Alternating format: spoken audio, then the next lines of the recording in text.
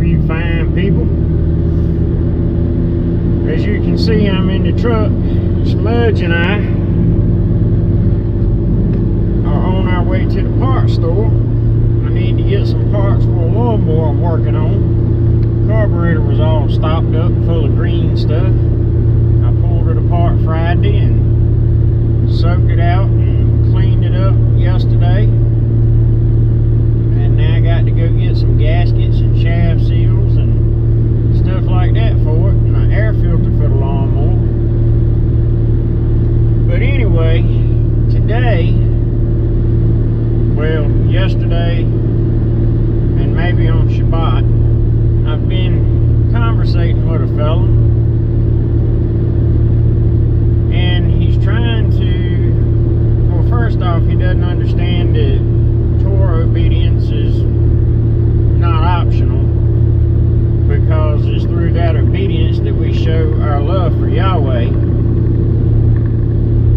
But aside from that, I ask questions during these conversations. You know, say they bring up something like how adultery is a sin or murder is a sin, and I asked them, how do you know that this thing that you have said is sin is actually sin? And what I have noticed is most people will not answer those questions, no matter how many times you ask them. You can repeat it and repeat it and repeat it. You can make that your only question in, you know, several instances in a row, and it's still just ignored.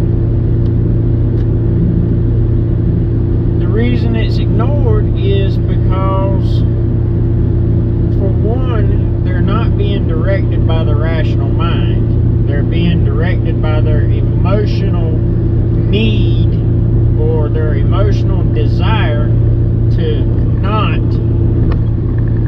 be subject to a set of rules, no matter how good those rules are for the people. I know, because I've always had authority issues. You know, it's not whether I knew something was the right thing to do or not. I just didn't want anybody to tell me to do it, or that I couldn't do a thing or something like that. So what you wind up with is a situation where you just rebel against authority, and there's no reason for it other than you just simply don't want to be told what to do. And I'm not saying that this is the case for this fellow that I'm conversating with at the moment, but aside from the failure to answer the question, how do you know that these things are sin, what winds up happening is they like to say, well, you don't obey the Torah either. Okay, well, in what way am I not obeying the Torah? Do you stone adulterers? Do you stone false prophets? Well, I can't quote book, chapter, and verse for you, but when you come up on someone that is committing murder, or when you come up on someone that is in the act of committing adultery, or you come up on someone who you catch in the act of working on the Sabbath, you don't just grab them and drag them into the center of town and say, I caught this fella doing such and such, and then you go to stoning him. That's not how it works. There is a procedure to follow before you stone someone. And that procedure is that you're brought before a particular council. I think it's a council made up of the Aaronic priesthood. I'm not entirely sure. Or, you know, some kind of council of elders or something. But they weigh the evidence. They make the determination. And, you know, it's basically like going to court. And they judge whether the person is actually guilty or not. They make the determination based on the witnesses. And there has to be more than one witness.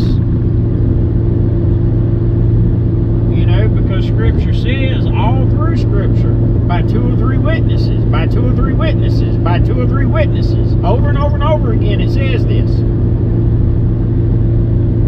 So it's not done just on the word of one person, the person that caught them. And it's not just done, you know. If a dozen people come up on them and catch them in the act of committing sin, they still have to go before the council. Okay, well, guess what? Where's the council? So because there is no council, we can't do those things. But aside from that, you know, there's the sacrificial system where they used to sacrifice on the altar for the remission of sins. Okay? Well, we don't do that anymore. Now, that doesn't mean the sacrificial system's done away with, because it isn't. But what we do is we rely on the sacrifice of the Messiah. He is the sacrifice that puts an end to all other sacrifices. The system is still in place, but Yeshua is the sacrifice that covers. So there is no council, so we don't stone people. Yeshua is the sacrifice that covers. And aside from that, judgment to death is in Yahweh's hands. And even then, it was still in Yahweh's hands, because I think, I don't know, I have to go back and research it out, find it, read it again, and study it out some more. But I think that the council weren't supposed to make those judgments except through prayer or you know, whatever. And that's the same way that we should make any decision nowadays. So, I mean, short of deciding what you want to eat for supper, you know, I don't think you necessarily need to take that to Yahweh in prayer unless you're following some special diet, you know, some kind of biblical fast, and, you know, but I don't think you should even have to do it then, you know, making decisions on whether to take a shower at night, what time to eat supper, and stuff like that. But anyway, you know, the point is we can't do those things now, and because we cannot do those things, that doesn't mean that we're breaking Torah. You're not breaking Torah because you don't do something that you can't do. You're breaking Torah by not doing things that you can, or by doing things that you're not supposed to, such as committing adultery. That's breaking Torah. Or stealing, or murdering. You know, those things are breaking Torah. And dare I say, eating hog, or shellfish, or, you know, catfish, eating those things, unclean animals, that's breaking Torah.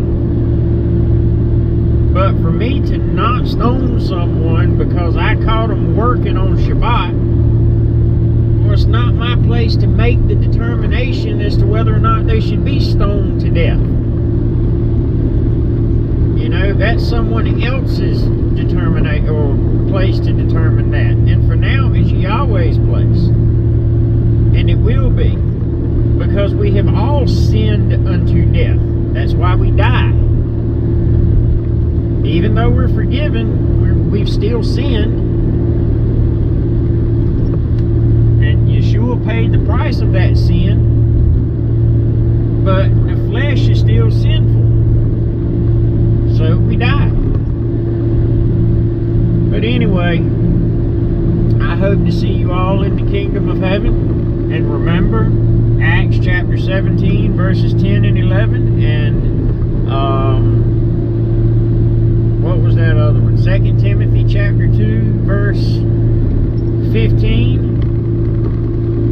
others, it's your responsibility to study for yourself. And here's another important one that each of you should look into. Proverbs 18:13. A